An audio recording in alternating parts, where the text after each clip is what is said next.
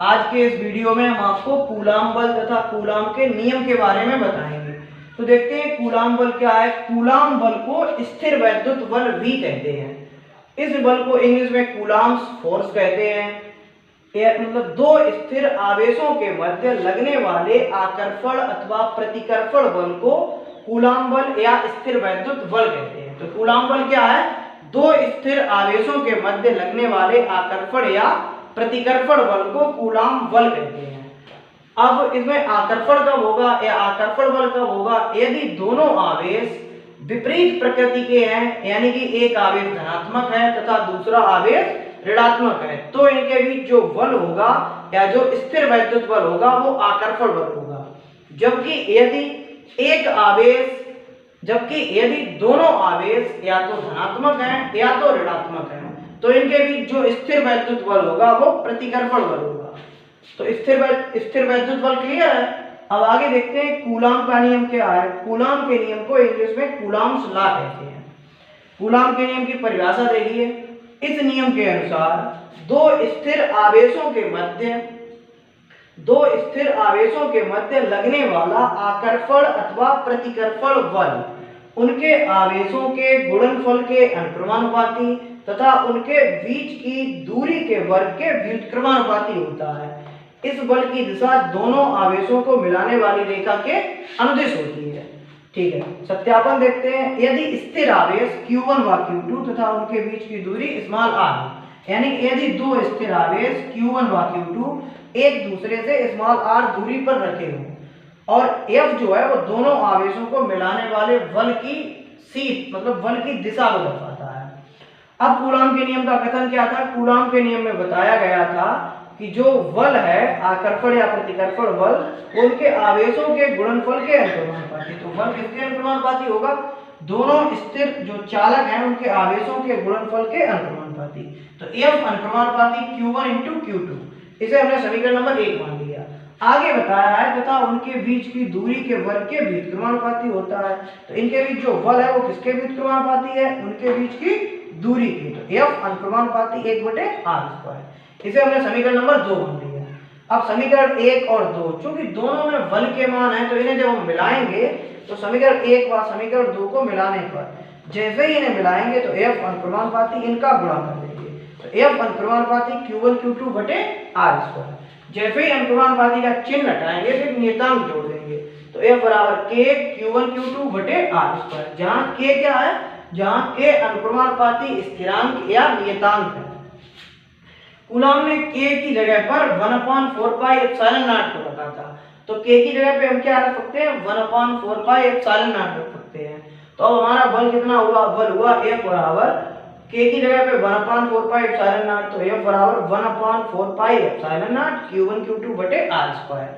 इसमें देखिए ε0 क्या है? जहां ε0 जो है निर्वात की विद्युतशीलता है। ε0 का मान 8.85 × 10⁻⁻12 होता है।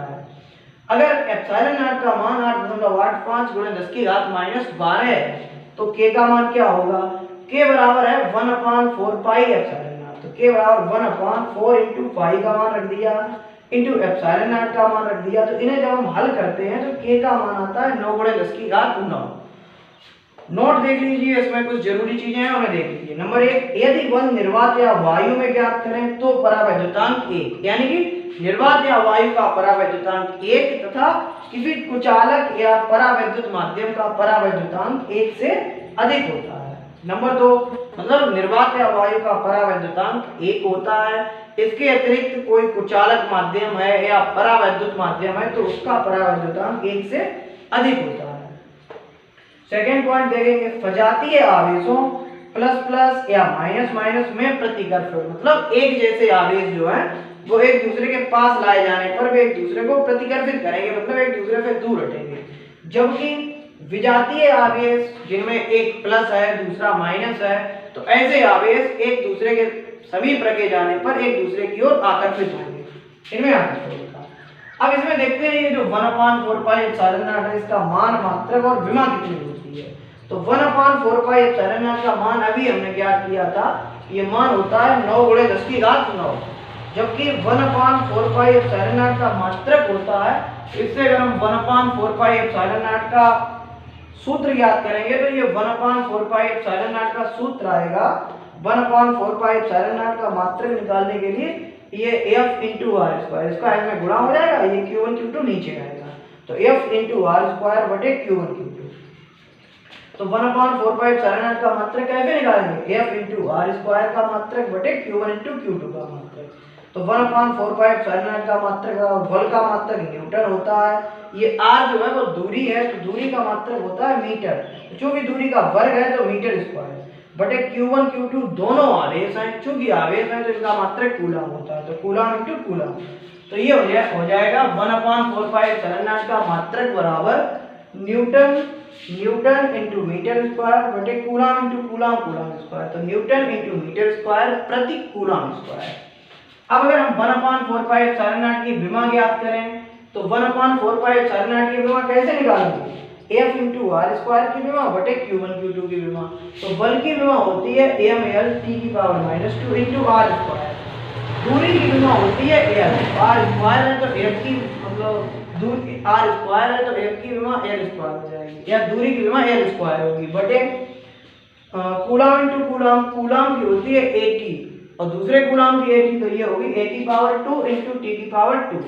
तो 1/4 पाई एप्सिलॉन नॉट की विमा हो गई ml, देखो ये m की पावर 1, ये l की 1 और 2 तीन घातें हो गई, तो m l की पावर 3, t की पावर 2 जब ऊपर जाएगी तो -2 और -2 पहले ही है तो t की पावर -4, a की पावर 2 जब ऊपर जाएगी तो ये a की पावर -2।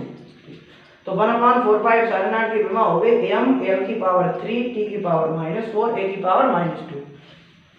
अब इसमें जो देखते हैं कि जो एप्सिलॉन नॉट निर्वात की विद्युतशीलता है, इसका मान, मात्रक और विमा क्या होती है। तो एप्सिलॉन नॉट का मान होता है 8.85 × 10⁻12। एप्सिलॉन नॉट जो है वो निर्वात की विद्युतशीलता है। एप्सिलॉन नॉट का मात्रक होगा, कैसे निकालेंगे, एप्सिलॉन नॉट का जब हम मात्रक निकालेंगे तो एप्सिलॉन नॉट के मात्रक निकालने के लिए एप्सिलॉन नॉट को ऊपर लाएंगे, ये f नीचे आएगा, तो एप्सिलॉन नॉट बराबर सूत्र हो जाएगा 1/4 पाई f q1 q2 बटे r स्क्वायर।